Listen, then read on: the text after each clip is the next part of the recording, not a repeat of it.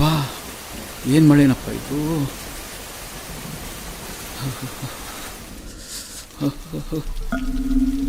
ರಾತ್ರಿ ರಾತ್ರಿ ಇನ್ನೂ ಬಂದಿಲ್ಲ ರೀ. ಇನ್ನೂ ಬಂದಿಲ್ವಾ?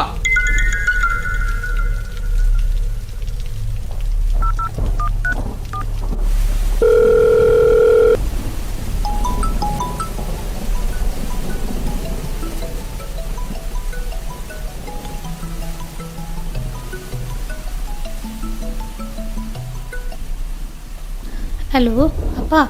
ಎಲ್ಲಿದೆ ದಾತ್ರಿ? ಯಾಕೆ ಇನ್ನೂ ಮನೆಗೆ ಬಂದಿಲ್ಲ? ಅಯ್ಯೋ ಅಪ್ಪ, ಇವತ್ತು ಕೆಲಸ ಜಾಸ್ತಿ ಇತ್ತು, ಅದಕ್ಕೆ ಲೇಟ್ ಆಯಿತು.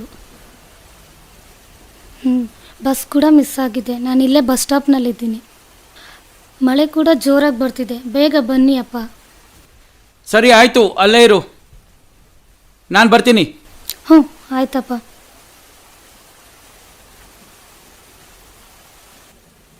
ನಾನು ಎಷ್ಟು ಹೇಳಿದೆ ಕೆಲಸಕ್ಕೆ ಹೋಗಬೇಡ ಅಂತ. ನನ್ನ ಮಾತು ಎಲ್ಲಿ ಕೇಳ್ತಾಳೆ ಇವಳು? ಅದರಲ್ಲಿ ಈ ಹಾಳಾದ ಮಳೆ ಬೇರೆ.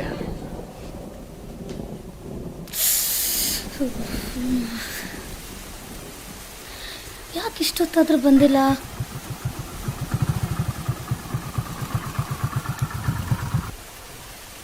ಯಾಕಮ್ಮ ಇಷ್ಟು ಲೇಟು? ಅಯ್ಯೋಪ್ಪ, ನಾವು ಹೋಗ್ತಾ ಹೇಳ್ತೀನಿ ನಡಿ.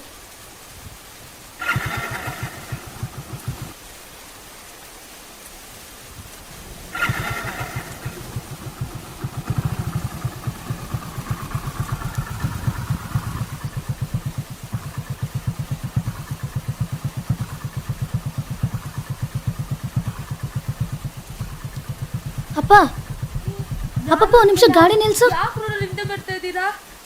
ನೀನೇನು ನನ್ನ ಬಿಡ್ತಿದ್ಯಾ? ಓ ಬ್ರೋ, ಅಯ್ಯೋ ಅಬ್ಬ. ಯಾಕಮ್ಮ, ಏನು? ಯಾಕೆ? ಅಪ್ಪ ಅಲ್ಲಿ ನೋಡಿ, ಏನು ಶಬ್ದ ಬರ್ತಿದ್ದಲ್ವಾ?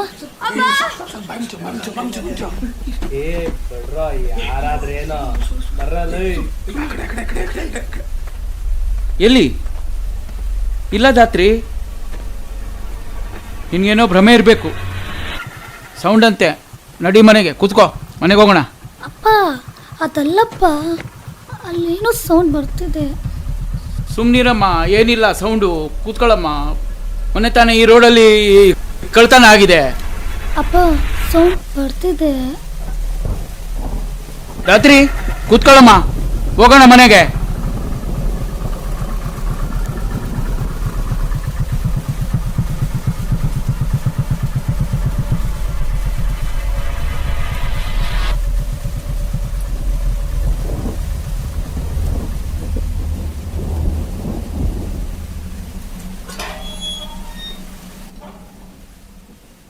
ಅಪ್ಪ ದೇವ್ರೇ, ನಿಂದ ಹಿಂದ ನನ್ನ ಮಗಳನ್ನ ಕಾಪಾಡಿಬಿಟ್ಟೆ. ಅಪ್ಪ ಊಟ ಮಾಡಿ ಬನ್ನಿ ಅಪ್ಪ.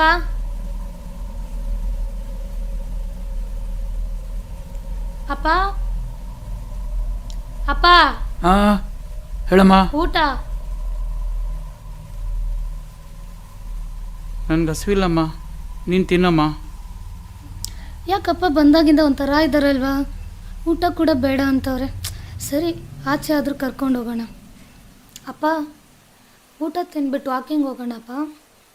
ಸರಿ.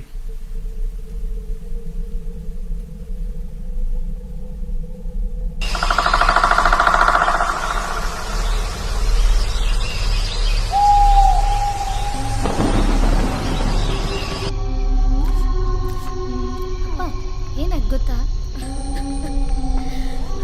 ಅಪ್ಪ, ಇವತ್ತು ನಮ್ಮ ಬೆಸ್ಟ್ ಎಂಪ್ಲಾಯ್ ಅಂತ ಅವಾರ್ಡ್ ಕೊಟ್ಟರು. ಹೌದಾ? ಹೌದು.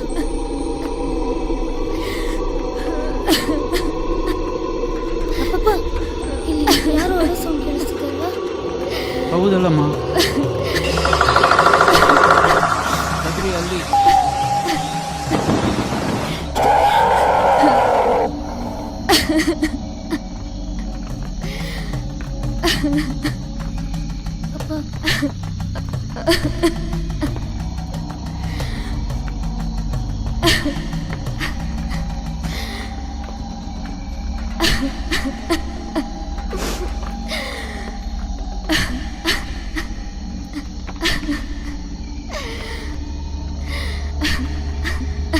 ಅಳ್ತಿದ್ಯಾ? ಏನಾಯ್ತು? ಯಾಕೆ ಪುಟ್ಟಿ ನೀನು ಯಾಕಮ್ಮ ಅಳ್ತಾ ಇದೆಯಾ? ಏನಾಯಿತು?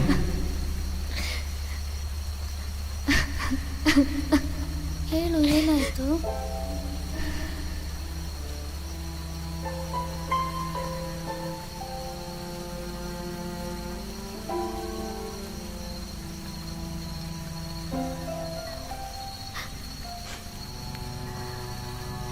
ನೀವು ಅಲ್ಲೇ ಕೇಳಿದರೆ ಇಷ್ಟೊತ್ತಿಗೆ ನಾನು ನಮ್ಮಪ್ಪ ಅಪ್ಪನ ಜೊತೆಗೆ ಊಟ ಮಾಡಿ ನಾನು ನಿಮ್ಮ ಥರನೇ ಹೊರಗಡೆ ಬರ್ತಿದ್ದೆ. ಆದರೆ ನೀವು ನನಗೆ ಯಾಕೆ ನಮ್ಮ ಮಗಳು ನಮ್ಮ ಜೊತೆ ಇದ್ದರೆ ಸಾಕು ಅಂದ್ಕೊಂಡ್ರಿ. ಆದರೆ ಅದೇ ಥರ ಬೇರೆಯವ್ರ ಅಪ್ಪಂದಿರು ಕೂಡ ತನ್ನ ಮಗಳು ತನ್ನ ಜೊತೆಯಲ್ಲೇ ಇರಬೇಕು ಅಂತ ಬರೋ ದಾರಿಯನ್ನೇ ಕಾಯ್ಕೊಂಡಿರ್ತಾರೆ. ಆದರೆ ಅದನ್ನೇ ಮರೆತುಬಿಟ್ರೆ ನೀವು. ನಿಮ್ಮ ಮಗಳ ಥರನೇ ನಾನು ಅನ್ನೋದನ್ನೇ ಮರೆತುಬಿಟ್ರಾ? ನಿಮಗೊಂದು ಮಾತು ಹೇಳ, ಯಾವಾಗ ಈ ಪ್ರಪಂಚದಲ್ಲಿ ನಮಗೆ ಯಾಕೆ ಅನ್ನೋದಕ್ಕಿಂತ ನಿಮ್ಮ ಮಗಳ ಥರನೇ ಅಂದ್ಕೊಂಡಿದ್ದಿದ್ರೆ ಇಷ್ಟೊತ್ತಿಗೆ ಈ ಪ್ರಪಂಚದಲ್ಲಿ ಎಷ್ಟೋ ನಂತರ ಹುಡುಗಿರ ಭವಿಷ್ಯ ಉಳಿಯೋದು, ಇಲ್ಲ ಅಂದರೆ ನನ್ನ ಥರನೇ ಕೊನೆ ಆಗೋದು. ಪ್ರತಿಯೊಂದು ಮನೆಗೆ ದೀಪ ಬೆಳಕು, ಹಾಗೆ ಪ್ರತಿಯೊಂದು ಮನೆಗೆ ಹೆಣ್ಣು ಬೆಳಕು. ಅದೇ ದೀಪ ಆರಿ ಹೋದರೆ ಮನೆ ಕತ್ತಲೆ ಆಗುತ್ತದೆ. ಹಾಗೆ ಹೆಣ್ಣು ಇಲ್ಲದಿದ್ದರೆ ದೇಶ ಕತ್ತಲೆ ಆಗುತ್ತದೆ. ಆದ್ದರಿಂದ ಎಲ್ಲರೂ ಹೆಣ್ಣನ್ನು ಗೌರವಿಸಿ ರಕ್ಷಿಸಿ.